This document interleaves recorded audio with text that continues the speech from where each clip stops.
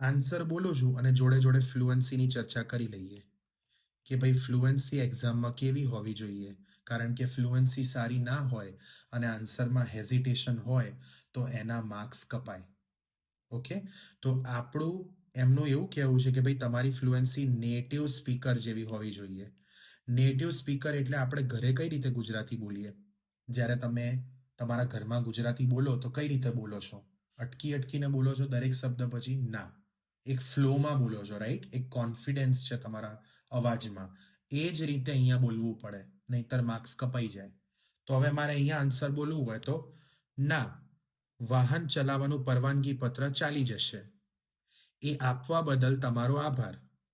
હવે હું તમારું અરજીપત્ર ભરી દઉં છું. પ્રક્રિયા પતે પછી તમને નવો પત્ર ટપાલમાં મળી જશે 5 થી 7 વ્યવસાય કાર્યકિર્દી દિવસોમાં. બરાબર, આ ફ્લુઅન્સી જોઈશે.